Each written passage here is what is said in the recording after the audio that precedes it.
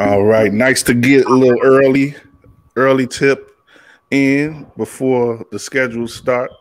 But we got a few things to go off of here on this special edition of Running with War. See, we got Drew and Gabe in the building with me. Glad to have y'all on, brothers. Uh, Back at it. They were on with me yesterday. We did sort of a conventional show yesterday. This one, a bonus episode, I would say, but a pretty good episode nonetheless. We're going to bring it back to the soil, as it were, grassroots, keeping it real, Chicago, in this episode, talking to a couple of high school coaches in the area, and one in particular is going to be coaching at the Chicago Elite Classic, which, if you don't know, has become a pretty substantial event in prep high school basketball here in Chicago. It's put on by primarily by two of our most esteemed programs here, Simeon and Whitney Young. Their men's and women's programs both play every year at the event, and they bring in great talent from across the country. All types of future, McDonald's All-Americans and college and pro stars have played in this event, and this is going in its 10th year. This year, last year, of course, because of the pandemic, it wasn't put on, but makes a grand return this year at the Credit One Arena, formerly known as UIC Pavilion. So we look forward to that event. I'm gonna be there during the weekend, and our first guest will be coaching there, Tony Young, coach of Fenwick High School, and a old friend, I guess, of me and Drew's. We both ran into him at Southern Illinois University while we were helping cover the SIU Saluki basketball program, and so we definitely look forward to having him on the show. He'll be on in about 10 minutes or so, and after that, we'll have Steve Parham, another friend of Drew's, who's become a friend of the show. He's coaching at Julian, and he also does some writing himself on the prep league, the prep scene in Chicago and in Illinois, and we just go, like I say, talk a little bit about what's going on, what we should know about, because it's not easy to keep up with everything on that level of ball, but there's always some good stuff going on in Chicago.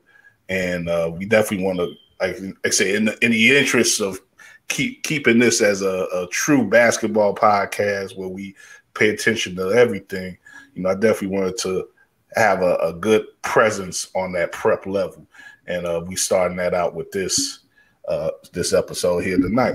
But first, I'm gonna do a little bit of our conventional pro basketball talk again. Coming out of yesterday, we did preview these games, and actually one of the games was on while we were on air yesterday.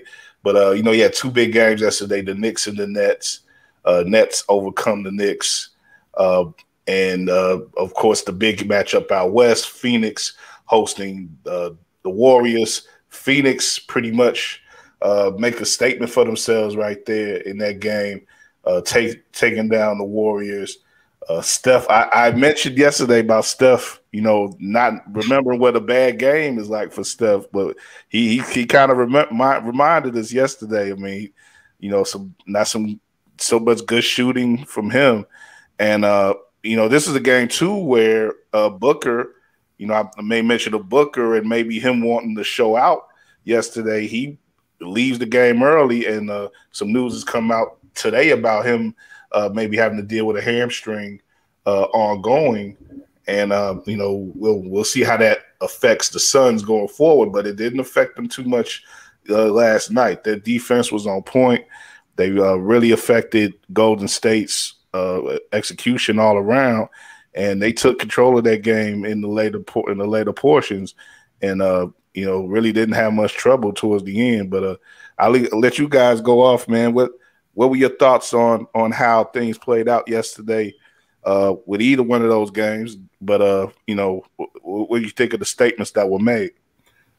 Well, like you said, we were recording while that battle for New York was going on, but just catching the tail end of it, the type of game that James Harden had, it seems like he may be starting to come around a bit. I haven't been keeping very much close attention to the Nets, but I think he had 34 points, something to that extent. A lot of which came in that first half, and then KD kind of got him home in the end. I was trying to figure out what was going on with Julius Randle and him arguing with the refs toward the end of that game, and yeah, he caught some heat for that today. Yeah.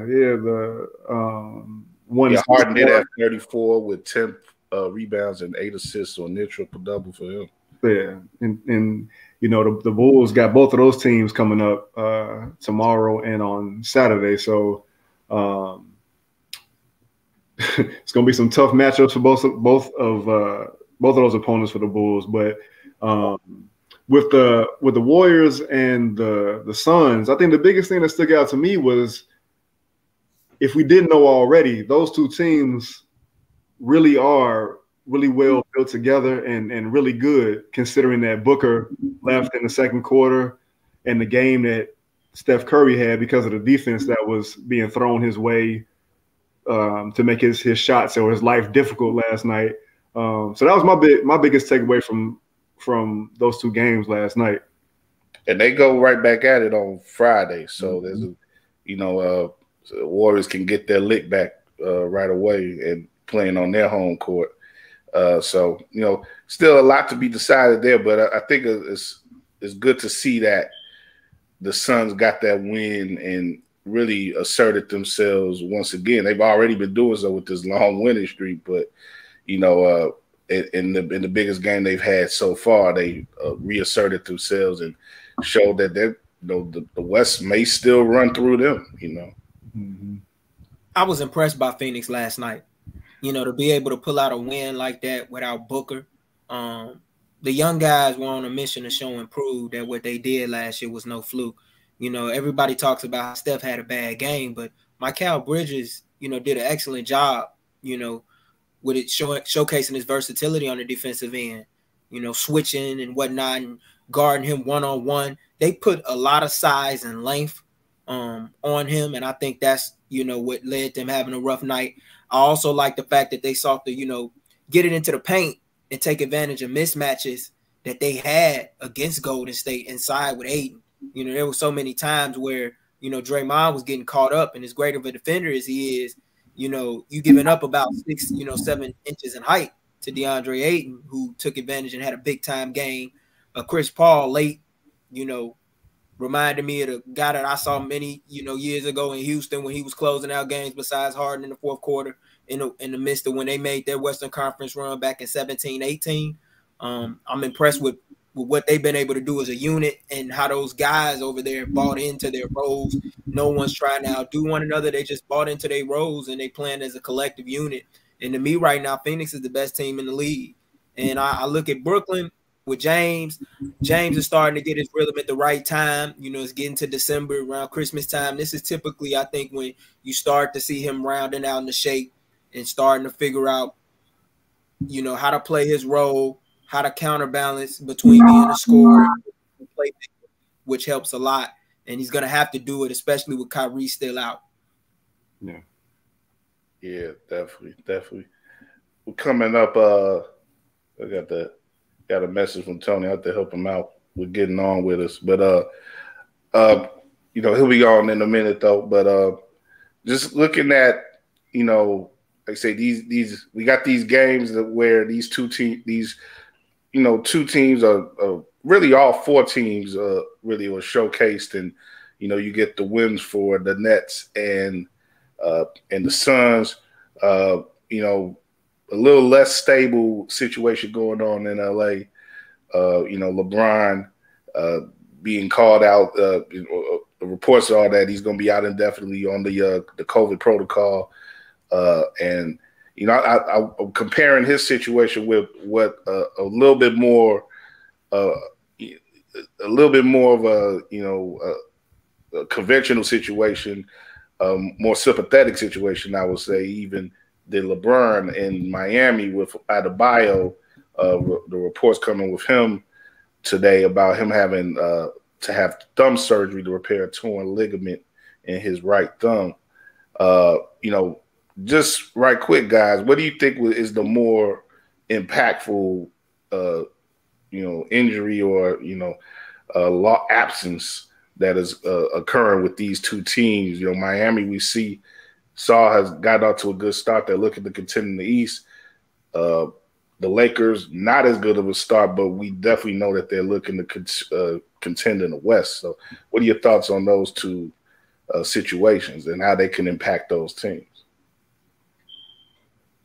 Well, anytime you lose LeBron James, man, the guy who has really been everything and more for the Lakers organization over the last 3 years, including especially this year, rather, with the way that those guys have been discombobulated defensively, guys, trying to get adjusted to one another, such as Russell Westbrook and Anthony Davis. That's a huge loss, especially when, you're right around that play-in range in the Western Conference playoff standings.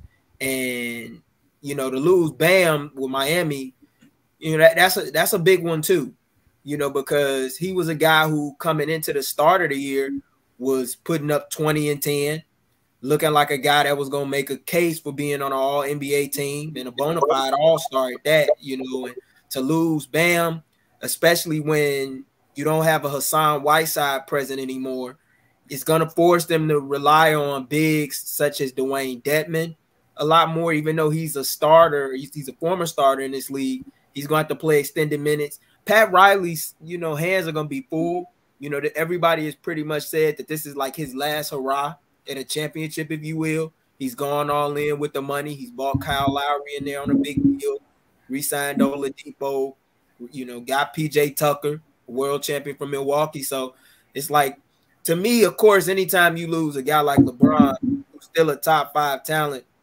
in year 19 in this league, that's going to be tough to overcome, especially when you're a Lakers squad that's trying to accumulate wins, and not only just accumulate wins, but establish chemistry and continuity with new parts and pieces in order to gel and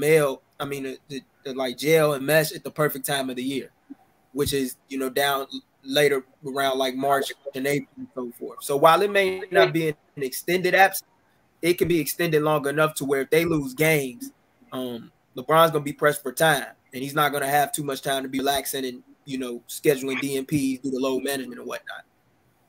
Yeah, that's an excellent point, man. Very well said. I'm going to just keep it simple. Just the amount of games that both of those guys are going to have to miss, I think that Miami is worse off, especially how we talked about last night, where there's only as of last night, there were 3.5 games separating the number 1 team in the East and the last play-in team. So they can ill afford to have too much of a slip up, and Bam's going to be out. I think they said 4 to 6 weeks, possibly.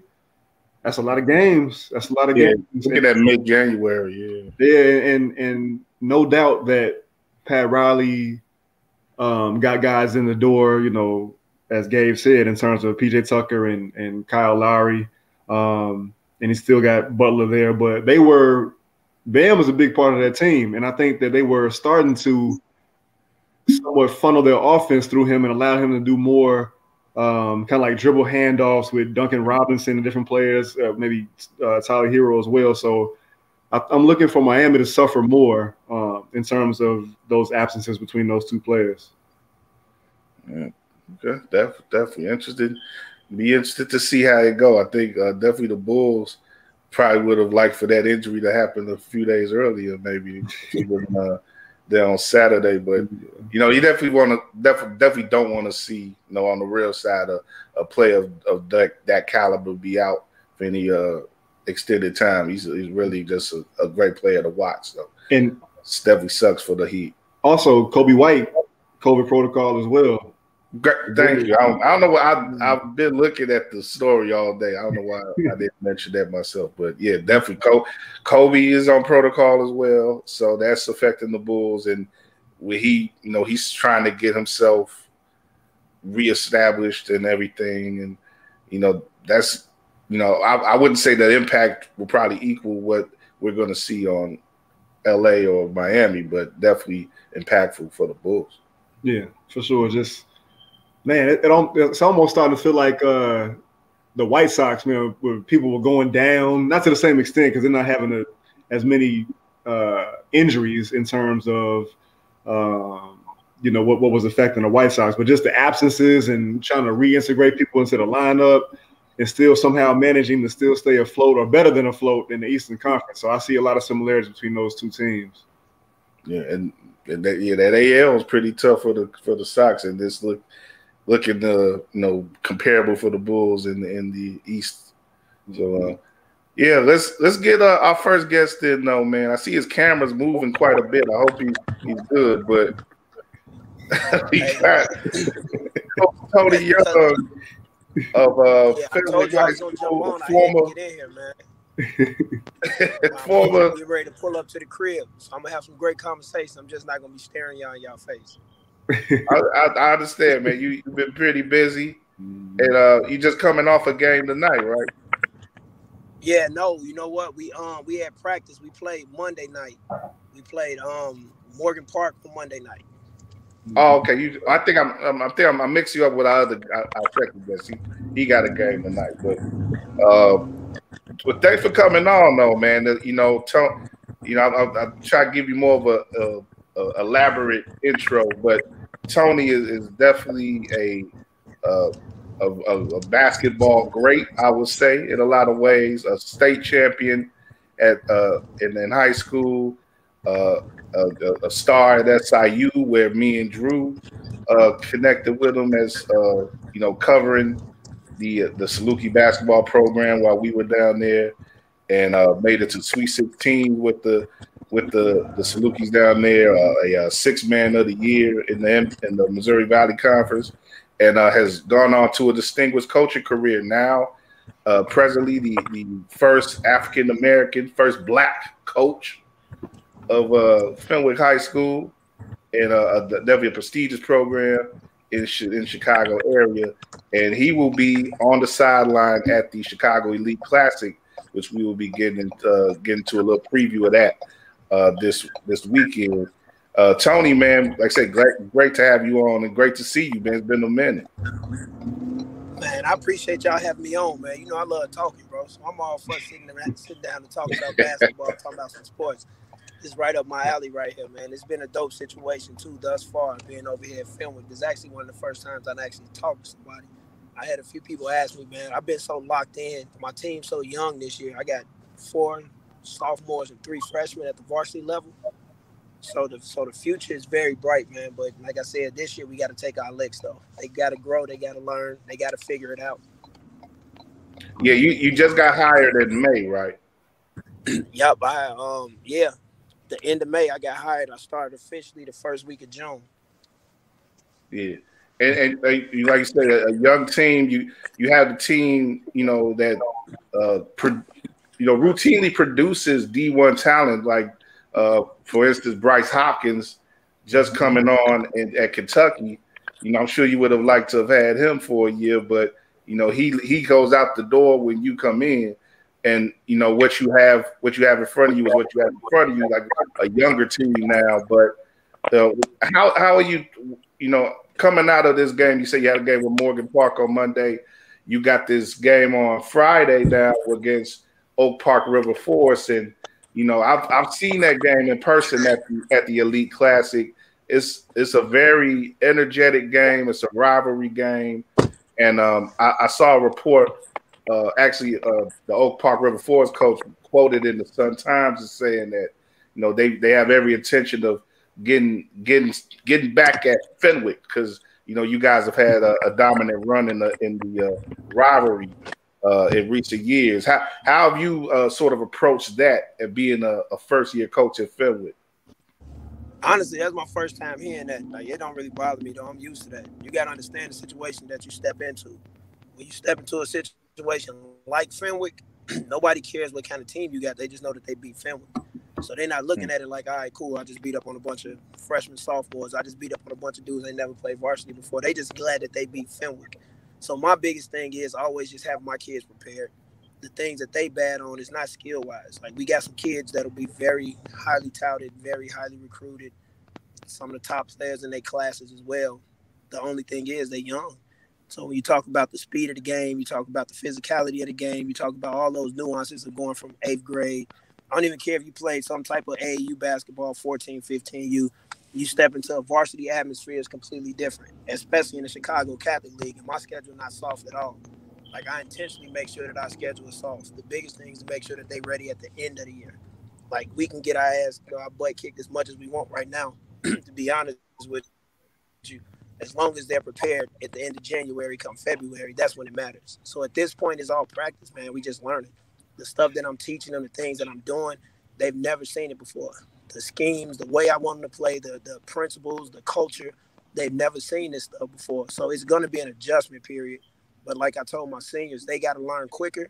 They got to be leaders. My younger kids, they got a little bit of a ceiling, but the reality is they're going to be the leaders next year. I got one junior on my team. Legit. I have 4 seniors, 1 junior, 4 sophomores, and 3 freshmen.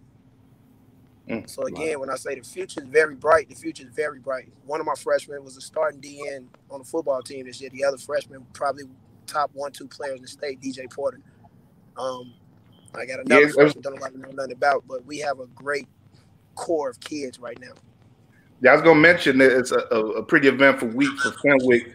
You guys winning your first state championship in football this weekend, so that's definitely big.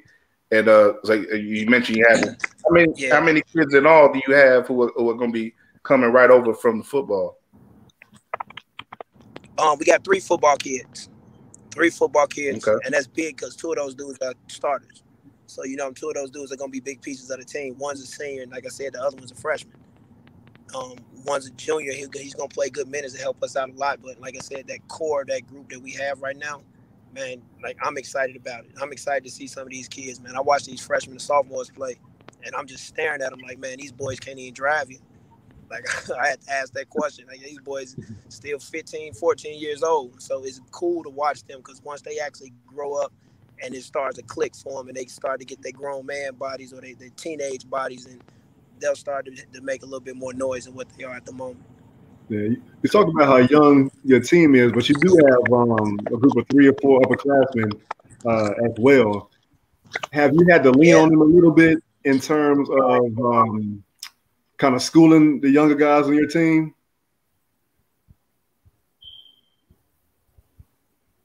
Oh, did he freeze up on us? Yeah, it looks like he might have. My bad. Hold on. Okay. Can you hear me? Yeah. My bad, brother. No, I said the thing is, like, it's new to all of them. Like, I'm a brand new coach here. So the stuff that I'm teaching and the things that I'm doing, none of them have seen it before. So the things that I'm on my seniors about when I talk about being leaders is more so the culture piece of it. Like, the seniors got to buy into it right now. Like, y'all seniors, if y'all trying to get to that next level, y'all got to buy into it right now. They don't have a ceiling as much as the freshmen and the sophomores do. So with them, it's more so getting them to understand, man, like, y'all been at this varsity level before. You know what it takes. Y'all have had success. Y'all been in this league. These other kids have never even had an opportunity to do it. So it's brand new to them. So that's the thing that I'm on my seniors about. Like, you guys have to actually set the tone every day. You got to show them how hard they need to play. You guys physically are bigger than some of these kids. I got 2 freshmen that are huge, but the rest of them, my seniors, are much bigger than them. So it's like, man, y'all really got to set the tone on these kids and get them up to par as far as getting ready to play basketball. Like I said, it's not the skill stuff. It's not the actual understanding, because they all learning that at the same time. But the fact that they have the experience playing at this level, that's the biggest thing for them. I got you. I know you guys didn't come out the gate the way you want to. Drop the game to Orr and another one Morgan Park. But in terms of how they're responding to you so far and all the different things that you're trying to institute, how do you feel they're doing in that regard? No, I think they're doing great, to be honest with you. Like, even the 2 games that we lost, man, those were teaching games. Like, the first game we played against Orr, we didn't have half our team. I had a few guys injured, and the football guys were still gone. And then the second game, the football guys just came back. So, like I said, these are all teaching games. those are games that you get in there, you break down and film, and you figure out what we got to do next. So I'm more excited to see how they respond from this week to the next game. You know what I'm saying? Last week they were much better at Morgan Park than they were against Orr.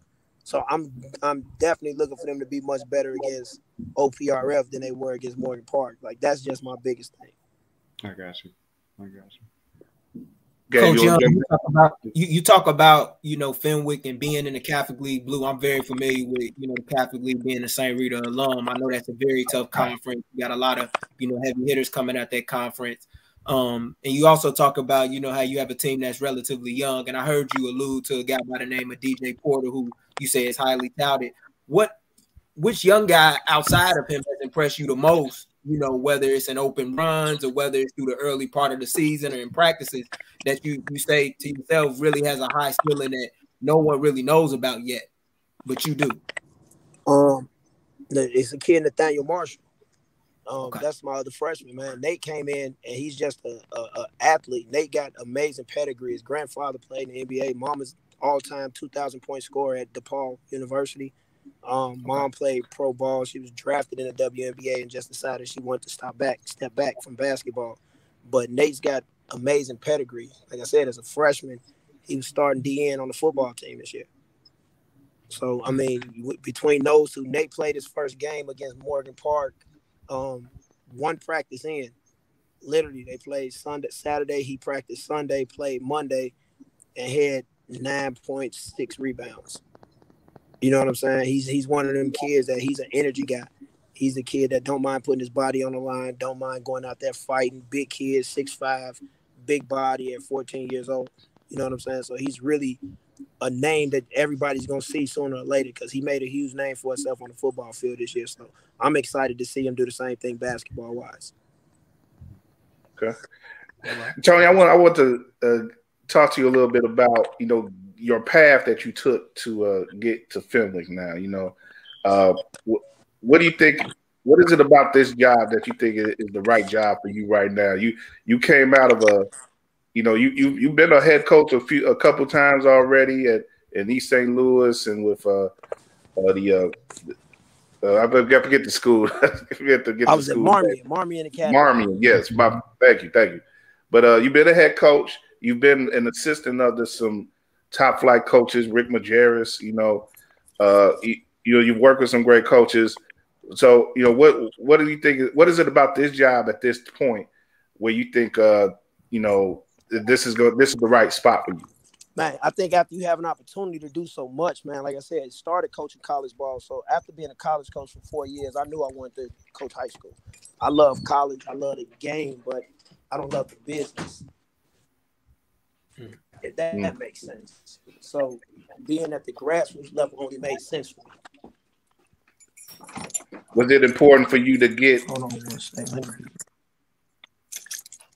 Okay, make sure you good. Make sure ain't nobody behind you. No, I had to make sure y'all could see me, man. Yeah. But yeah. Was it? Go ahead. Let me get back to your answer. No, I think the biggest thing is, at this point in time, my career is just an opportunity to actually show and prove. Like, I was at East St. Louis. We had a great team down there. And then I had a misfortunate whatever situation down there. So I ended up coming back home. And then when you bounce around, the blessing was that Marmion gave me the opportunity to go in there and coach. So when I got to Marmion, it's a private school, and it's in a great conference, but it's hard to recruit. It's hard to get kids that want to come there. I did a good job of getting kids that want to come there.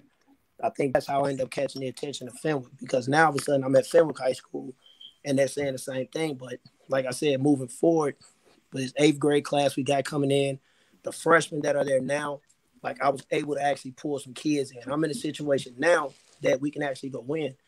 Like, Fenwick is a basketball school, and it's amazing that they just won a state championship in football, because that only helps the whole school, that helps the community.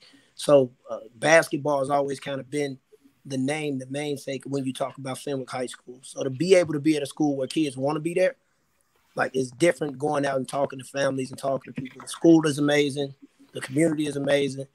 Basketball has a great history, but now we get a chance to kind of take that to the next level. I think with everything that I do outside of basketball, the AAU circuit, the camps, the clinics, just the network and being involved in that grassroots level or that grassroots world is going to help me with what I'm trying to do over here at the school. It'll help me get the kids I want to get. It'll help us build the type of program that'll sustain for a long time. Like, I'm not over here just to win a couple games. I'm not over here for a year or so. I mean, I'm trying to put something together that's going to roll, and people are going to start to see it. And being at Fenwick, it's a great location, man. Like, it's unfortunate what happened to some of the schools in the area, but I mean, that only gives us more opportunity at this point. Definitely. I know you're focused on your game for Friday. It's pretty early in the weekend's event with the Elite Classic, but I was wondering if you've given any thought to other teams that may be there or any individuals who you may want to check out or anything, because like say as an event, it brings a lot of great talent from across the country. Definitely. The game right after us, the Whitney Young and Homewood Flossmoor female game, the girls basketball, that's going to be a good game.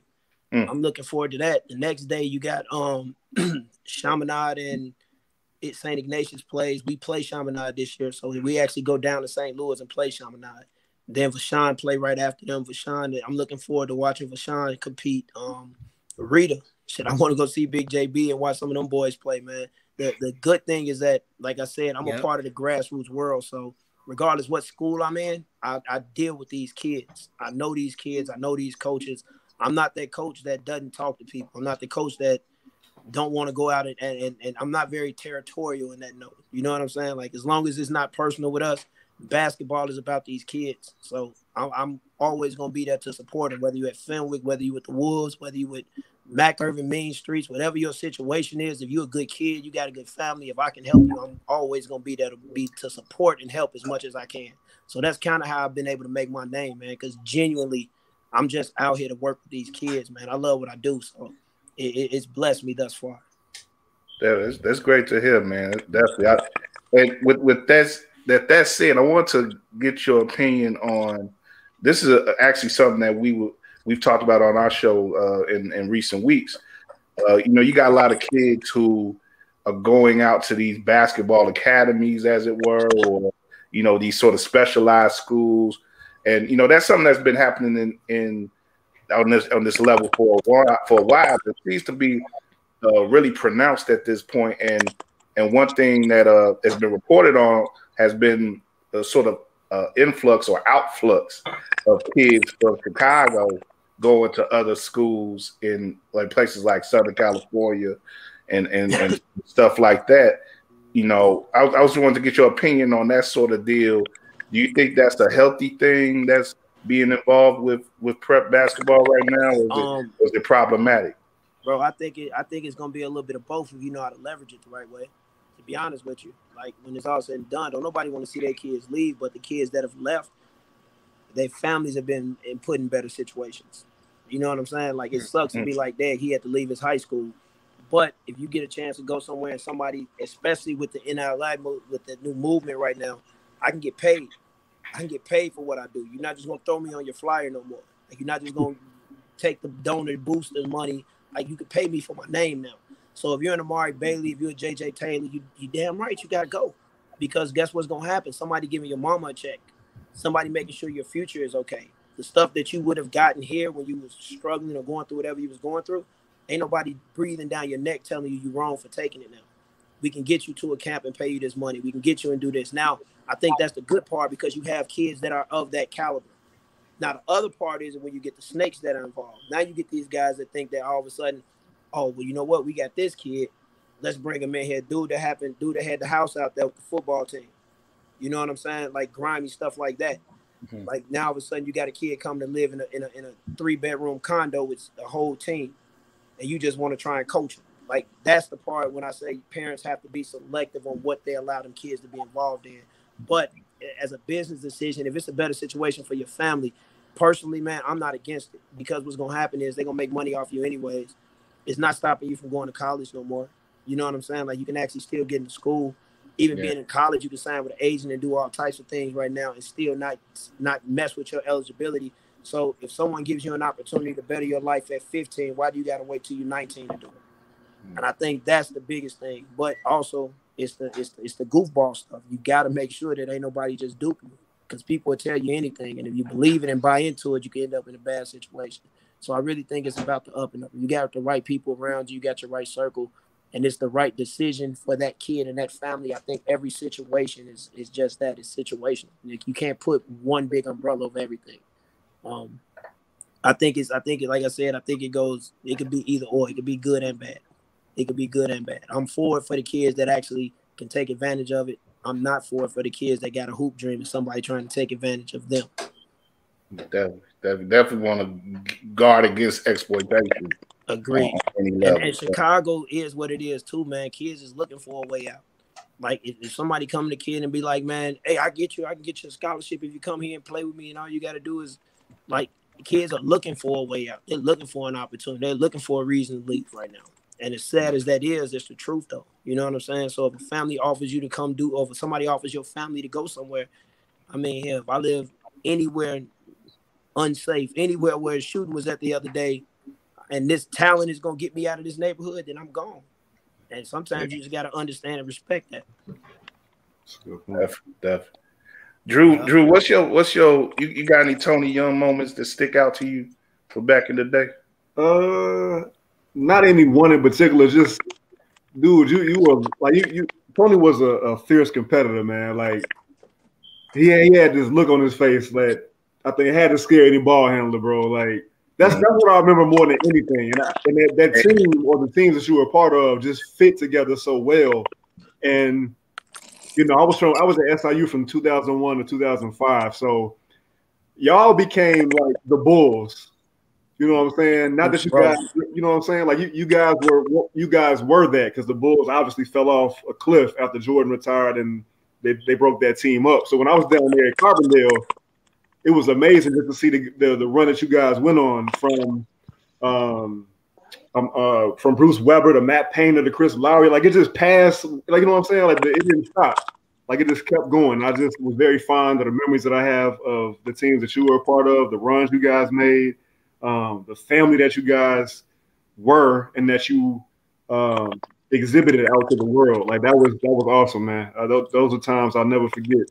Man, I appreciate that. And that, you know what's crazy? Them times I'll never forget. Those are the things that I'm trying to get my boys to understand too, that it's that culture piece. It's what you believe in and what you buy into. And I told my boys that today is crazy because we was going through some defensive drills, and I stopped the whole practice. I'm like, maybe I'm crazy because I want y'all to defend like I defend. I want y'all to play as hard as I play. They got to looking at me. I said, let me show you what I mean. Yep. Well, you know, I see you with the Fenwick jacket. Yeah. I see you with the Fenwick jacket on Facebook. You look like you a player now. Man, I still I love hooping, bro. Like, that's I can't run on the treadmill, but I can run up and down the court for hours, man. I run open gyms at the school. I'm at open gyms, little private open gyms all the time, man. I love hooping, bro. I can't stop. Like, until my body tells me to cut it out, I'm gonna play as long as I can. And I think that's the strength too. That keeps that passion in you, man. Like, it keeps you there, and that's the fun part for me, to be able, like I said, to rip my shirt off and be like, man, let's go, man. Let me show you what I'm talking about. Yes, get around me like that. I love it. And just to this day, like, I got a lot of friends that are Illini fans. Like, I tell them, like, y'all ain't want to see Southern Illinois back. I think it was the year they lost. They ended up losing to they lost to Virginia Tech. Yep. Man, they didn't want to see y'all, man. I still be hooping with Dimitri McCamey. I told him that too. I said, bro, I remember how mad he was. I said, but y'all wasn't finna beat us that year, bro. Y'all wasn't gonna beat us that year, big dog. And man, we laugh about that all the time, man. But I know they was pissed after that, though. I remember that. We was excited. Like, that got us hyped for the game. We played Holy Cross. They had us excited. Yeah. Yeah, that was a moment, man. I wish we could get back to that sometime soon in Carbondale, but y'all definitely made a lot of moments that we all remember as alumni and stuff. So we definitely appreciate you for that, Tony, man, and appreciate you coming on the show, bro. I wish you all the greatest of luck. I'm gonna try to see if I can come down. I'm gonna be coming right out of work Friday, but I definitely gonna try to see if I could come down and make it on Saturday, on Friday for y'all game. Man, we got Ignatius. If you can't get there Friday, we got Ignatius next week. I'm gonna shoot all y'all schedules, man. Come check us out. Yeah. Like I said, it'll be fun to watch us because you're gonna see us grow. I'm more excited to see the growth. I want to see the growth in my seniors. I'm excited to see how those dudes develop from last year to this year. I'm excited to see my freshmen from the beginning of the year to the end of the year to the spring. Like, it's just different, man, because we got some real talented kids, but they just that. They kids right now. And I keep telling people that I'll be like, my babies. They be like, yo, babies. Like, bro, look, man, these boys are 14 years old, man. The same age as they babies, man. Like, you know what I'm saying? And when you think about that, it's like, man, DJ got a scholarship offer already from George Mason. Then Nathaniel he's got college coaches coming in and out for football right now. They ain't even seen him play basketball yet. So that's why I just said it's fun and it's exciting to see where these kids are right now. My freshman, I got a kid named Ty Mark Carolla. I can't even pronounce Ty's last name, man. But at the end of the day, his first game in as a freshman, he scored 19 points. Wow. Man, he come in shooting the ball, play hard. So these young guys understand, but again, they don't know what they don't know. So you got to be patient with them. Yeah, that's why it's good that brothers like you are there to protect them and lead them. So basketball needs you. I'm glad you're back in Chicago. I appreciate it, man. I'm a root for you 100% until unless y'all playing De La Salle, my alma mater, then I gotta we got them too. I know. Yeah, I'm definitely about to get out where y'all play Reader, man, because like you said, JB, James Brown, Morris Johnson Jr., they got a talented sophomore class over there, and I know what you have. A lot of people looking at Reader. That's gonna be an interesting game. Yeah, you ain't telling nobody, boy. Them boys is tough over there, man. They young, they confident, and that's the biggest thing. But I mean, they 6'8" and 6'9" too, so that helps. But Tony, man, I'm gonna let you go, man. We got another guest on, man. Yes, sir. So, like I said, enjoy the rest of your evening. Like I said, good luck this Friday, and good luck for the rest of your inaugural season running Fenwick. Hey, fellas, it's been my pleasure, man. Appreciate y'all, man. It's a dope podcast stream y'all got, man. Anytime y'all want me, anytime y'all want to talk, I'm all for it. Definitely appreciate that. We'll definitely have you back on. All right, man. Y'all take care. You too. Tony Young doing his thing, man. Like I say, the brother, he knows how to talk. And we got Steve Parham, who was in the gym. He's showing that serious. Hey, can you guys hear me? What's up, man? We got you. We got you all. I'm sorry, man. My JV team still playing, so I've been running around. We just finished the game, so like I said, it's crazy. And I know I'm using a CPS Wi-Fi, so if I start getting choppy or something, let me know. Okay, I got you. Well, Coach, man, thanks for coming on, man. We, appreciate you and appreciate your support of the show, man. You've been, following us and everything for a minute, and definitely glad to have you on to talk about your program and the rest of the high school scene right now. Okay, no, definitely. So I'm here. See my guy Drew here. Yes, sir. What's up, man? What's going on, man? How you doing, Mr. Wilkins? Yeah, what's up? That Drew? Yeah, Drew said y'all go back a little bit. What's y'all relationship about? You go ahead, Drew. Man, just playground battles, man. Neighborhood court over there on Pershing, off Lakeshore Drive, man. Just summer battles, man. It wasn't a whole lot of tall guys, and me and Steve kind of stuck out among the crowd in that regard. I think our games kind of mirrored each other a little bit. Post players that could dribble but could also shoot and face up on you. Steve, obviously much better, went on and had a great career as a player and is now doing big things as a coach, man. So I'm proud of this dude here, man. He's got another one of my childhood friends on his staff as well, Mark Manning. So it's just, seeing those guys do what they're doing, man. Tony Young too. It's just, and the things that Tony was saying, man, it's just, it really hits home, man. It feels good. Yeah, no, I've been following Tony, man, for a while. Follow him, don't know him really personally, but been following for a while, man. Has definitely led a good career up until now, and I would go watch Fenwick play against Orr. Fenwick was in that game up until about that third quarter. Honestly, with those guys that he had, I left maybe 5 minutes into the third quarter. Can you hear me? Oh, Yeah. It's a little bit in and out, but keep going. Yeah. Can you hear us? I'm sorry. Yeah, I left 5 minutes into that game, and I probably should have stayed for the whole game because we played OR that Sunday and got whooped. We got destroyed. So yeah, I don't know what I was doing. We played OR and lost. Yeah, don't laugh. We lost 71-18. So I don't know what I thought, but I was doing leaving that game so soon. That was tonight's game. Wow. No, that was no. That was Sunday. Okay. Sunday. Yeah, I was looking at some of your results, man. I saw that come up. I was like, this got to be a typo. Good programs, a lot of good. Yeah, no, and I could definitely say, I can say one thing. One thing happened. We had practice Saturday, and nobody showed up.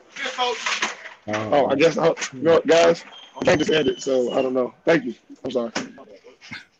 Yeah, we had practice on Saturday. Yeah, we had practice Saturday. I had 3 guys show up, and we played Sunday. Wow. So it's a process over here, trying to teach these kids how to get back to what Julian used to be, because they have no clue. They don't have any ounce of memory of when Julian was one of the mecca of the city of Chicago. It really was. Sean Dockery and man. Yeah. Mm-hmm. And how long you been at Julian? I'm glad you bring that up too. Yeah, it's my 3rd year. It's my 3rd year here, but like sort of, I really say second because that COVID year last year kind of really didn't count. We just had 10 straight games, so you don't really get a real good feel. My first year was sort of the learning the school and understanding the kids, realizing I didn't have talent. And then after that year, like I said, last year was sort of a throwaway year, but this year, just trying to develop the kids and being around them all day now, as opposed to just showing up for practice and then going home right after practice. Didn't really develop a relationship with those kids last year because it was just so quick. It was like come in, games, get home. That's all we were doing. Mm-hmm. But to go back to what I was saying, just trying to teach the tradition of Julian. Man, I told these guys, go home and watch preps. It's on YouTube. Go watch it. Go watch it. We have to try to embody some of the character that team had. We might not have the type of skill set those guys did, but let's embody how they played together. They played for one another. And that's just part of my process here, is just trying to change the narrative of what we think basketball is. Go ahead. Now I was gonna say, yeah, Tony Young talked to us about how, he's having to rely on a lot of underclassmen and how this year is almost like, I think he phrased it as he's willing to get his butt kicked early for the lessons that is going to help him and his team learn for down the road. But it seems like your challenge, you got even harder uphill battle just to get your kids to buy in. And I know you said, talking to him about watching preps on YouTube, but how do you go about doing that? Because that seems so much harder to do, man. It really is. I don't know if you saw our tweet yesterday about just it's cool to win, but it's more about saving lives. I want to say 2 weeks ago, one of my players from my JV team was shot leaving at the house, and I felt sort of a reason. What's up, bro? I'm sorry. I need the key. Okay. He ain't off the thing. He fucking left it. Took his stuff off and everything. Okay. Yeah, that's fine. All right, that was Coach Manning. I hear him. Yeah. I'm mistaken. Sorry. Yeah. But so what it was, one of the kids was one of our kids in our program called COVID. Me trying to be the responsible coach, I canceled practice that day.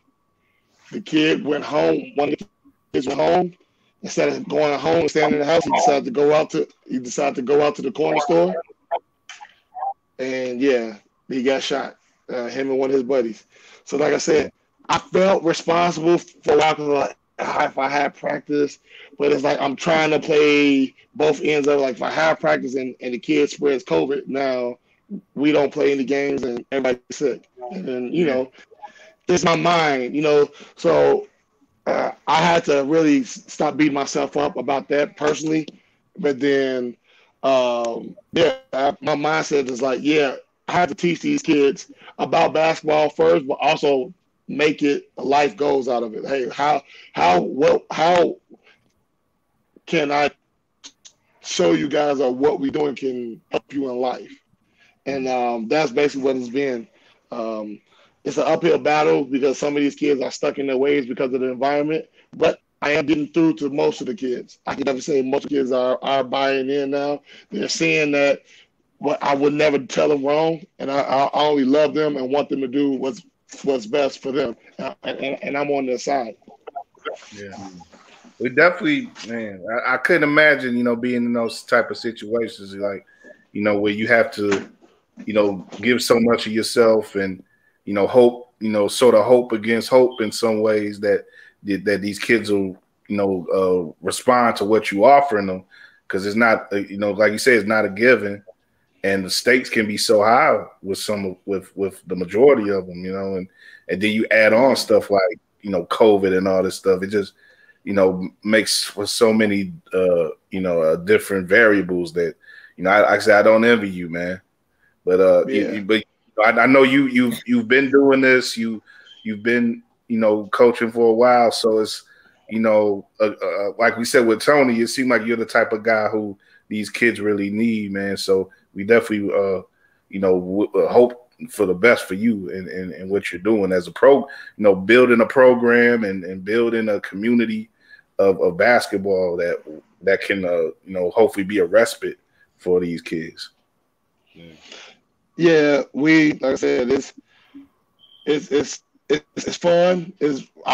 Anytime I coach is fun. I coach. I've been blessed to coach at Kenwood, a really good school at the time, and I coached at Lab School. Mm-hmm. Two schools who don't need much. None of those kids need much of anything. So to kind of be out of my element and really be able to come to a situation like this as my first time as a head coach is a complete 180. But I felt it was needed for me to kind of get back down to ground, back to the surface of this basketball stuff. And now I'm teaching again. I'm not just getting talent. No, I actually have to come back in the gym and teach these kids skill development, understanding position sets. Man, I can tell you this now. Showing these kids a 3-man weave for the first time when they never did it. I'm like, this is a staple in basketball, but I took it for granted because I always had guys who played basketball. So now I'm coming to a situation where kids like, wait, what is this? Oh, I'm supposed to go behind them? Yes, sir. But now I have to slow down myself because I've always been like, man, boom, let's move on to the next. No. This year, step one. And all we doing for that whole day is step one. We can't really go to the next part until we lock in that first thing. So that's just where I'm at right now with my team. It's been a fun journey with these guys because they actually are trying to get it. They're trying to buy in and trying to just get them to like each other now. That's the next part. They buying into me. Now we're just trying to get them to like each other. That can be tough too when you're dealing with high school kids because you never know what could set them off amongst each other and inside and outside the locker room. Yeah. But you're also a writer. I'm glad you told me that. So I've looked up some of your stuff online, and you see like you do quite a bit of getting around and looking at kids work out and in different events and stuff, and part of this show that we're doing, we're previewing the Elite Classic this weekend, as well as just sort of giving an overall look at the Chicago area, for this coming winter and everything. And if you just want to talk about, what does being a writer and being sort of out there, looking at kids at different programs, looking at different schools and stuff, what do you think that does for you as a coach? And what are some of the things you've been noticing about the local scene right now? I kind of get okay. Yeah, go ahead.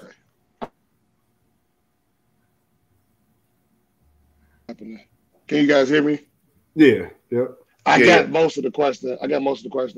Well, like you said, Basically, what does being a writer do for you as a coach, and how do you accommodate both of those things? well, one thing it stresses me out because my wife hates basketball now. my wife hates basketball. She won't come to any games. Feel like you're doing basketball. Are you coaching? Are you writing? I'm Too doing much both all the time. I'm doing both all the time. But no, you know what? I did the AAU thing for a while and coached, but then I really like the writing aspect of it because I get to see everybody. I get to see different styles of play. I get to see different kids, suburban kids, city kids. I get to see kids from, like you said, from Central Illinois, from all over, and it's fun for me because it gives me an outside the body feeling, and what I mean by that, I'm not always in coach's mode. I can go to sit and just kind of look at players and just evaluate them as far as what their potential can be and what and where their ceiling or floor could be as basketball players. That actually helps me with coaching because now, like I said, now we're dealing with new kids where I have to teach them development wise, especially with skill sets. When I see other kids and where they at, I can sort of put my guys now and say, okay, you sort of fit this kid when he was around this stage. And I remember when he could do certain things, and now I'm going to help you work on these certain things to kind of get similar to this kid. So that's where it helps me at on that aspect of coaching. But no, it's really fun working with prep hoops, man, because during the summer, we just go out to, most of our events with other events and just watch games, and we get to look at the top talent in the state, man, and that's always fun. And yeah, prephoops.com is that's the website you primarily contribute for? Yes, that's prephoops.com, Prep Hoops Illinois. My guys, they got a pretty good preview. Yeah. I would say, yeah, they've got a pretty good preview of the Elite Classic on there. They got the whole schedule mapped out and everything. And it mentions that they're going to be over 50 ranked prospects over the next three classes going to 2024. At the event, and 14 prospects who are currently ranked in the top 10 of their respective classes in 22, 23, and 24. Have you? I know Kenwood's going to be there, and like I said, that's a school you came from, and they got they're getting quite a bit of attention coming into this season. Have you been keeping up with them, and what other schools do you think should be people should be really looking at? I would. Hold on. Let me try to get to a better signal area of the school because it's sort of choppy. But I heard your question. As far as the event, a team I would look out for is Simeon.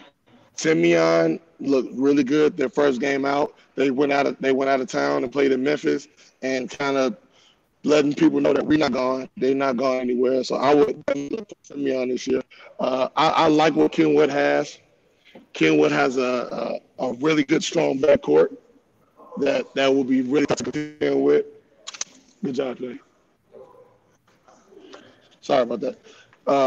Kenwood has a really good, strong backcourt, man, that can put up numbers in a heartbeat. I think they played tonight. I wouldn't be surprised if they scored close to 80s and 90s. When Mike Irvin said they're gonna put on shows, they're gonna put on a lot of shows this year because they play fast. They play similar to how the AAU program is. They play fast and they play strong basketball. The ball gets. I mean, everybody's gonna touch it, but one or two guys might end up with 30, 40 at the end of the day. So they're definitely a fun team to watch. I'm really surprised. I would definitely say watch for Thornton.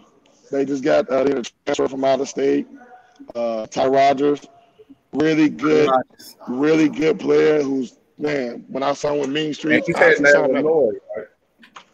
Yep, he's going to Illinois. Yeah. He's Ty Rogers is. I'm trying to think of somebody who I could compare him to. from the state that we probably had. He's sort of like a mix of Andre Iguodala and you know what? Let me change that. What's my man's that played for Charlotte Hornets? Miles Bridges.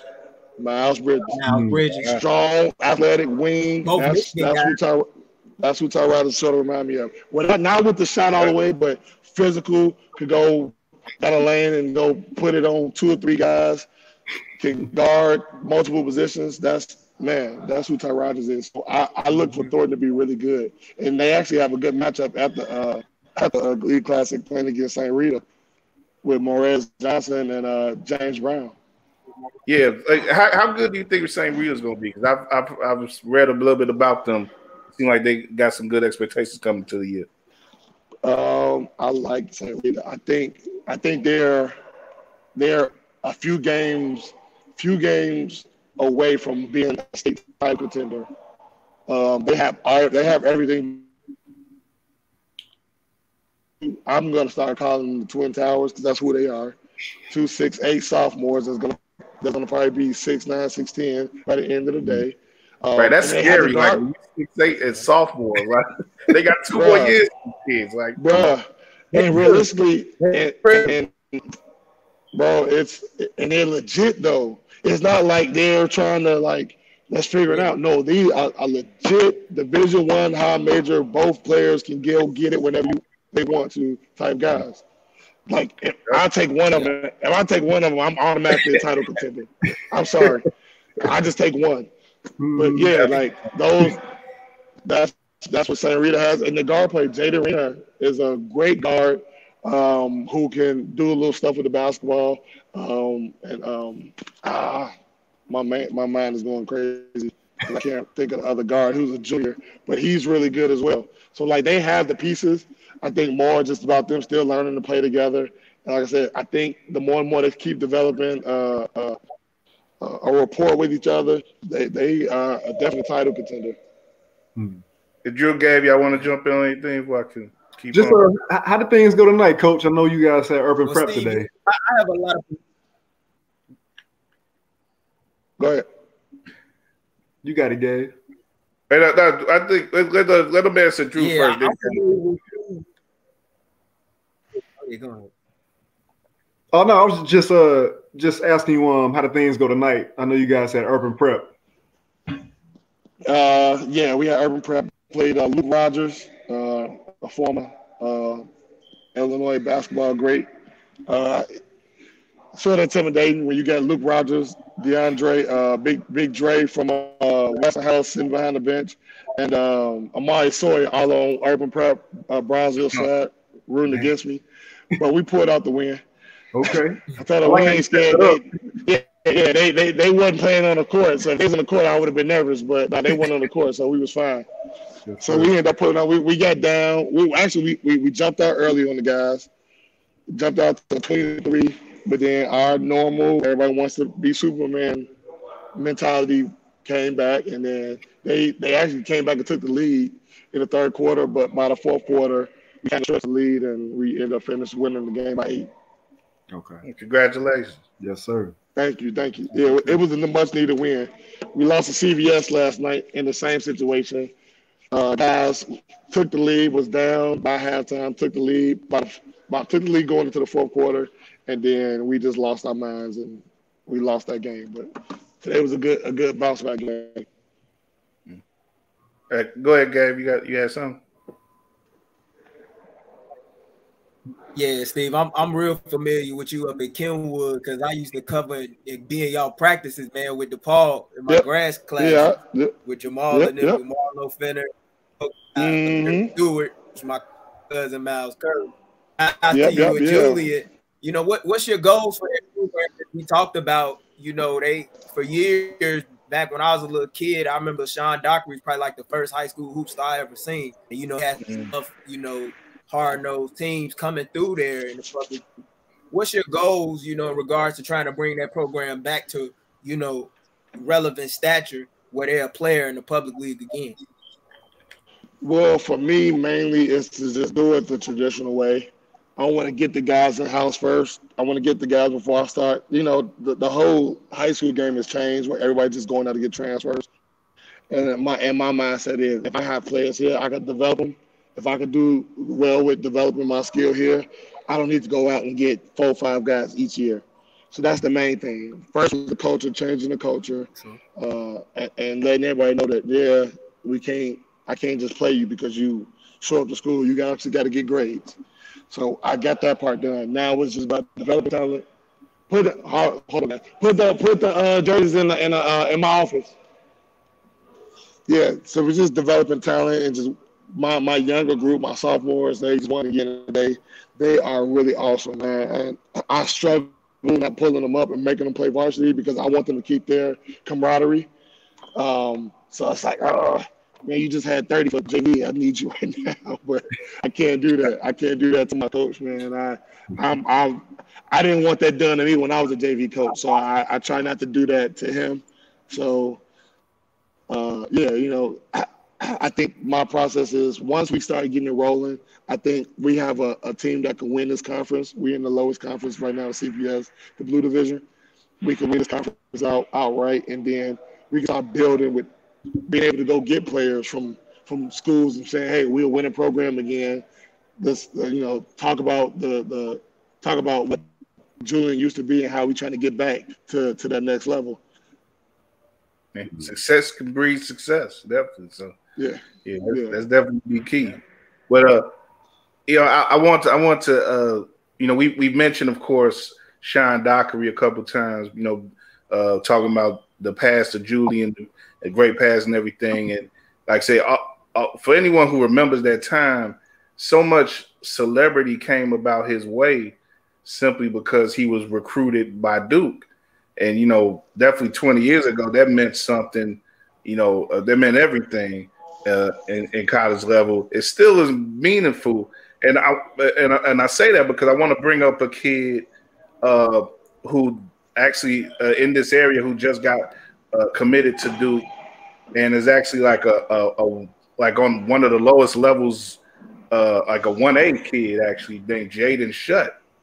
And I read a little bit about him. It's very interesting. He's the first recruit actually for Yorkville Christian. Yeah, for Yorkville Christian. But I'll say he's the first recruit after Coach K for John Shire. John Shire, thank you. For John Shire, who's taking over the program. And John Shire, of course, was again a kid who got a lot of celebrity as a prep star because he was recruited by Duke. So I want to get your opinion on this kid. Have you seen him at all? And what do you think about being in that sort of a situation where you become like a star overnight because of the schools that get interested in you and being connected to a school like Duke? Well, for one, like Drew knows, I'm a #1 Duke supporter. I'm Duke till I die. Oh yeah. You were tweeting during the Duke Gonzaga game the other day too. Yeah, I'm a huge Duke guy. So even think about last night, coming home after a loss and then coming to play Ohio State. Yeah, it just messed up my whole day. But no, Jaden Shutt, man, let me tell you, ultimate supreme scorer. He reminds me of John Shire. Can if you leave him open, it's a wrap. You might as well call it layup. He gives you that John Shire toughness, but super athletic. Like we'll go dunk on you type of feel. And then he has that JJ Redick catch and shoot. Where as soon as he comes past half court, you got to guard him type of player. The thing that I love for Duke is that we need a kid like that. And I'm saying we as Duke because guys like Joey Baker, who was supposed to do things like that, has not lived up to the name. So a kid like who has that arrogance, that moxie, that we know by his 4th year they're gonna treat him like Allen when he was at Duke. So I like Jaden Shutt. I'm guessing you foresee that Duke is gonna, with John taking over, that you foresee them maintaining and maybe even building back the connection that they once had in the Chicago area? Yeah, I really do. John Sire's coach, right now his name escapes me, is really still connected on the high school scene out here. And I know I'm for certain he's the one who pushed Jaden Schute's name to John Sire, because Schute was a top 150 guy, but I don't think Duke was even on his radar until maybe this summer playing with the Illinois Wolves. When the Illinois Wolves won the whole Under Armour event, I'm pretty sure that was sort of what kind of caught the attention of the Duke staff, because that kid is like, again, he's one of those hard-nosed kids that just he's gonna go after it no matter what. He's gonna run through a wall for you. He's gonna play both ends of the court. He can still, pick up a little more defensive habits, but man, is an awesome scorer and athletic to go with it. Yes, Andrew. No, it's all right. It's all right. It was a little Duke rib, but it's all right. That's all right. Go ahead, give it to him. I can't take it. But what'd you think about yesterday? Because Ohio State, I've seen them a couple times too, and they had they had a little bit of a shaky start to this year. It seemed like that's a big win, definitely a big win for them. But for Duke, you get back to number one. Like this is very much a season where they're trying to reestablish themselves, and of course, go out doing it big for Coach K. What do you think about taking an L like that when you finally get back to number one? I'm fine with that, actually. I don't think this team is still young. They don't need to win every game. They have to experience losses, because we've seen in the past teams who go undefeated when they get to the tournament. It don't go well. I mean, that Kentucky team, everybody thought they was going to light the world up, and then they lose in the Final Four to Wisconsin. This team sort of needs it because I think a lot of it rides on Paolo Ventura. I think a lot of what they do relies on him.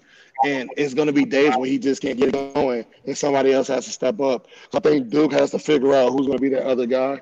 Wendell, I almost said Wendell Carter. Wendell Moore? Yeah, Wendell Moore. Wendell Moore has he's definitely made a huge improvement from his freshman to sophomore year, because he was awful last year. He was awful, and you could see it. But he made huge strides, and having Jeremy Roach being more of a point guard leader for Duke is going to be a huge thing for them down the road. I think they're just going to have to probably shorten up their bench a little bit, because they're trying to play everybody, because they do have so many All-Americans on that staff, and Coach K is gonna, in his final year, is gonna have to go. He's gonna have to be like Calipari, like, dude, if you can't play, you just can't play. And I think that's what he's trying to do, still trying to play everybody. And some games is just not going to be for everybody. How much would it mean to you if you were able to, grow, for lack of a better term, cultivate a kid who gets some attention for the Duke at Julian? No, let's not. Let's not. You're making me blush. Don't do that. Come on.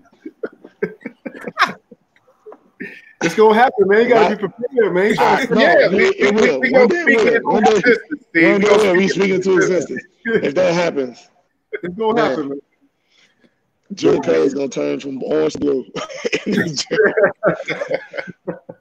We hoping that for you, man. We definitely Down the road, I'm gonna get one. I'm gonna get some of that Donda money. And I'm joking.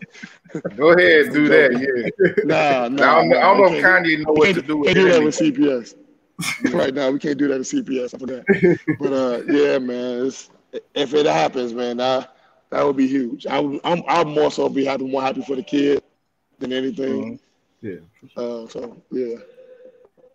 I guess the last thing I'm gonna go out on that degree, like it's been a minute since the Chicago area has had like like that.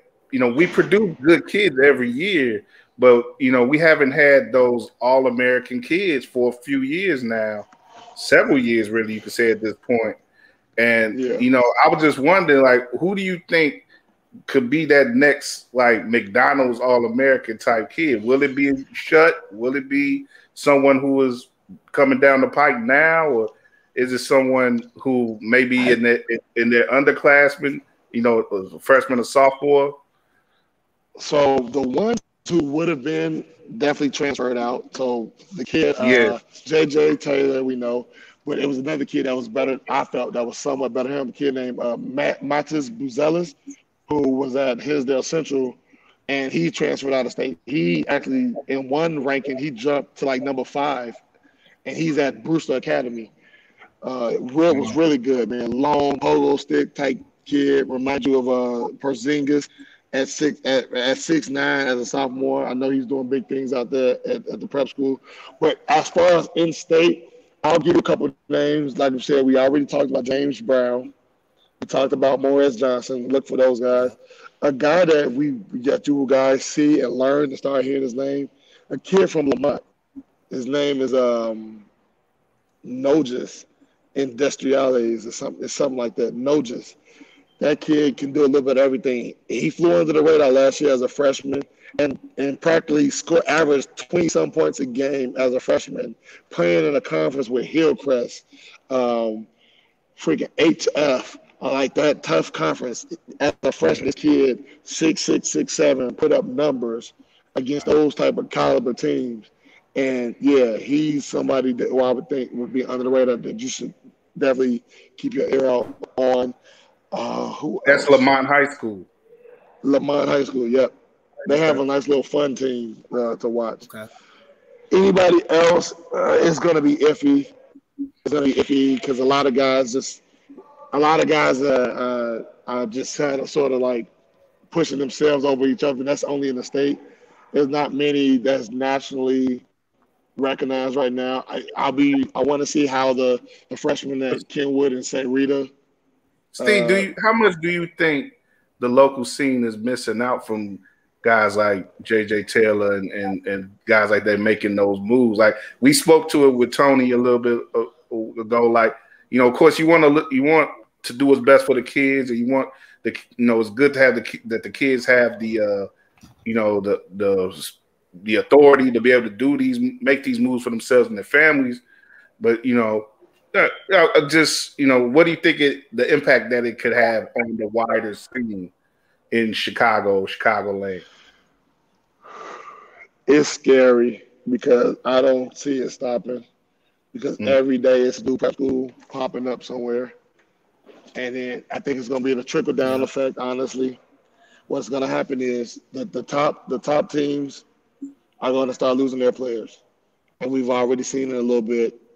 Now those teams are going to just go to the lower schools and pull their best players, and not a lower level. Yeah, so it's just going to be a trickle down effect. So that's the scary part about it. We're missing out. Like, honestly, you got to think about kids like Jeremy Fierce, who's at La Lumiere, who left his sophomore year. Top 50 point guard. It's a possibility he might return next year to play with his younger brother at Joliet West.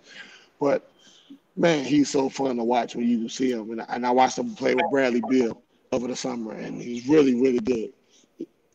So missing out like him, guys like, again, the Matis Buzelis, who would have been a household name by this point if he would have stayed here in Illinois. We're missing a lot of top talented guys. You got to think, Amari Bailey, if he doesn't leave, is still at Whitney Young maybe. And now we have a for sure McDonald's All-American. So it's just tough, man, because, we don't have that money to try to compete with a lot of these guys, and all they're doing is plucking. And it only gets worse because you got the overtime league now. I haven't really heard much about it, but they're still, taking top players and doing stuff with them. So it's I'm sort of lost for words because I hate that these kids are leaving, because these younger kids who never got a chance to see them would have definitely been appreciative to watch these top national talents in their city, in their state. Yeah, I guess Tony said too. Is like it could be some pluses and minuses definitely involved with it. And to me, it just seemed like it's the encroaching professionalism that we have to make. Sooner and sooner these kids have to be at almost working at a professional level in the moves that they make and the way that they have to apply themselves to the game. I think there's almost no transition from being a kid to being a professional. It's getting less and less of that time for them where they could just play the game and develop in a natural way. Yeah, no, it's tough and it's hard too when you have your parents who are all in on you trying to go to the league too now. So now you're putting the added pressure. Like I said, like Tony was saying, you understood J.J. Taylor's point of view because they were helping him and his family. It wasn't just him. And they were helping him now because they needed it now. And the more and more we start having kids that come up that way, it's going to take away from the talent pool, and it's going to hurt us overall as a Chicago Mecca basketball because we're not pushing out those guys anymore. They're from here, but they're not playing here, and so it hurts our name as being the Mecca basketball because somebody just throw out a bag. And we spoke a couple of weeks ago on this show about like that moment when you had. Where it was Cliff Alexander and that you had like the three, I think it was it was Cliff Alexander. Yep. Jabari and Tyler Eulis. Eulis. They were all Americans the same year. Jalen Brunson. They had the game here in Chicago. Jaleel Okafor. Yeah, it seemed like everything was revolving around Chicago in that moment when they were having the games here every year. And like this, it seemed like a long way from that now. When looking back on it, man. No, it definitely does, man. Because, realistically, I mean, DJ Stewart was a McDonald's All-American, but because of the COVID, we didn't get a chance to see him play. So we actually had a McDonald's All-American who he broke the cycle, but because we didn't see it, it goes unnoticed. Bringing up those names like the Golden Age, I felt like I was in the heart of that talent pool at the time because my cousin was he was an assistant coach at Illinois at the time. So having to go with him to games, to go sit and watch Jaleel, go sit and watch Cliff, to go sit and watch Jabari, knowing that them kids wasn't coming. You know what I'm saying? It was like, God, man, only, what if? But we end up getting. I'm saying but they end up getting guys like Kendrick Nunn out of that situation. Tyler Eulis, I said for the longest. I saw Tyler Eulis his freshman year. He was still living in Ohio. They had a basketball camp at the now I don't think it's the Bulls Academy that's in Lisle. It used to be the Bulls Academy. It was him, LaRon Black, I think, was there. I was out there refereeing the games. Quentin Snyder. Like it was like all the top 8th graders in the nation, they were there. And Eulis right then and there looked like a high major point guard going against everybody. Man, it was crazy. But man, I hope we can get back to that. It feels like we're getting back to that. But like I said, only time will tell. Because we said with all our sophomore class is really heavy with high major talent, especially bigs. We're rich with bigs in the lower class, in that class, because Normal Illinois has a guy named Jaheim Weber, another high major type of kid that will go under the radar because of where he is. And then, like I said, the kid Jaden Smith that was at Lincoln Park, another potential high major guy. So maybe we could be getting back to that. Let's just hope nothing happens where they have to leave. And they can basically put Chicago back on the proverbial Mecca map of national. That'd be great to see. Yeah, you guys got anything else you want to throw at Steve? Yeah, because they trying to push me out. It is 9 o'clock and I'm still in the school. They like, all right, coach. Yeah. Go ahead. No issue about Glenn. Who that? Glenbar West? Yeah, by Glenbar West. They the #1 team in the state Ooh. right now. Yeah, led by Braden Huff. What you think about him? A Gonzaga commit. My pops was telling me he had checked me 2 ago. He said, man, they're a real unselfish team that like to spread the ball around, man, and they real fun to watch. I'm not used to seeing too many hoopers come out of Glen Ellen, so I was kind of shocked when I saw that they was #1 in the state. Yeah, let me tell you guys something. It was weird that we had this whole conversation and didn't even bring them up. I'm glad you did. I would have felt bad not talking about Glenbar West. Easily the #1 team in the state. Easily could go undefeated without a problem. Braden Huff, like you said, 6'10", could put the ball on the ground, can shoot it, can do a little bit of everything. They have shooters all around him. It's like 3 or 4 shooters. He can pass. He shoots himself. Gosh, they have I can't. And again, my mind, because I'm exhausted, so I can't remember everybody's name. Caden Pierce, another 6'8". Size-wise, like they don't have to put the ball. They just advance the ball up over their head, and the next person catch it, advance it. Like it's like crazy. And no matter what you throw at them, they have a way to beat you. You can't beat them. They're gonna go 1-3-1. You can't. It's hard to play against it because their length just covers the whole ground. You could be a college team and it's still gonna give you length because they have college length on their side. I can't wait to see them this weekend. They're not playing in the League Classic, but they're playing one of my favorite players, Nick Martinelli at Glenbrook South on Sunday at Ridgewood Shootout. Okay. And I have that's a must for me. Okay. I have to go be at that game. Nick Martinelli is one of those kids that if you go find out, people say I was his biggest fan. Kid that he's going to E-line, can finish and do everything around the rim. And he has a teammate in Connor Norad, who a hard-working player. Just reminds you of Caruso. Just kind of does a little bit of everything, plays hard no matter where he is. So yeah, man, that's a must game. I'm excited to go see that game more than I am any of the Elite Classic games. And Elite Classic is going to be a great one to be at. But that game on Sunday at 2:30, Glenbrook South and Glenbar West is going to be one to be at. That's why we talking to you, man. You got to put us on with these things, man. So that's why we glad to have you on, Coach. Yeah, absolutely. Anytime, man. Anytime, man. Like I said, I'm a basketball guy through and through. You know, it's bad. My wife is calling me because she's locked out the house, and I'm still here talking about this. And she's like, "What took you so long?" we get ready to wrap up anyway, Coach. So yeah, we'll let you go. But thanks again. We appreciate your support, and definitely wish the best for you this season. And we'll keep in touch, definitely. Yeah, congrats on the win tonight. Thank you, Drew. I almost call you Coach. You coach somewhere. All right, you're gonna be coaching too. Get Drew. Yeah, man. I need it, man. I need another coach. I need another coach. So Drew, if you listen, I mean, if you can, bro, get up here. All right, fellas. I gotta go. All right, I got these guys over here waiting. Look at them. They mad. They upset. All right, fellas. All right, man. Yeah. We need to have a video diary with Steve, man. We need to do something with you, man. Man. Yeah, man, I don't know. They got a lot going on. What do you want, son? Put it up. All right, bye, fellas. I gotta go. All right, man. Take care, Steve. All right.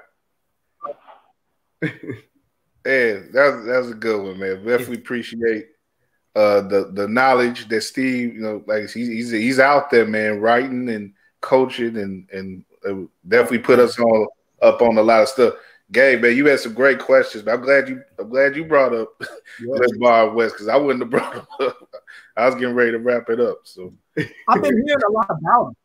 I've been hearing so much about them, man, as a group. And my cousin plays out in their conference, and my father got a chance to catch him. And I've been reading a lot about him in the paper, and I'm like, I'd seen Braden Huff, his highlights and stuff, but I really didn't. His team and the surrounding part around him were that good. So I definitely got to check them out. For sure. Gonzaga seemed to be keeping steady too, a little bit of a reach out here with some kids. So that's interesting. Yeah. You know why though? Roger Powell. Oh, okay. West standout, former Illinois. Yeah. That's Mark Few's lead assistant. And he's done a hell of a job being a recruiter. It was with Valvo and Drew and now Gonzaga. It's just continuing. He's putting in a lot of work on the recruit trail for those guys and helping them get a lot of guys out the Midwest, whether it's with Jalen Suggs, Chet Holmgren, and now Braden Huff. Mark Few's been around. I've seen him in a lot of open gyms at Quest. I remember like 6 years ago, he was just like asking a bunch of questions to guys about like certain sets and was talking about his affinity for Chicago players. So I'm not really surprised to see Gonzaga take this rise, especially when he's been going internationally and now nationally, recruiting guys out of, other areas besides just the Great Northwest. Oh, yeah.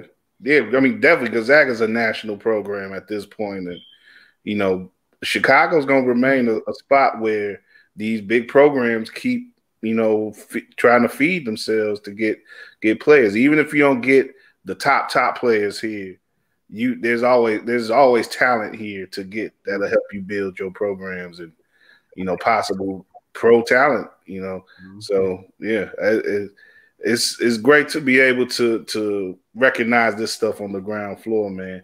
So definitely going to be keeping up with how the high school scene goes and, utilizing people like Steve and Tony.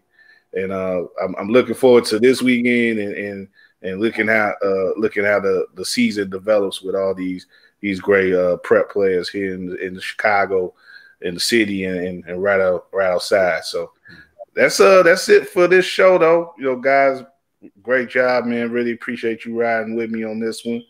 And we'll be back next week with another new Runnin episode. And we'll do some looking back on the Chicago League Classic. I'll talk about that and my experience and what I saw and everything. And also, like I said, keep up with what the Bulls did with the Knicks and the Nets games, big games coming up.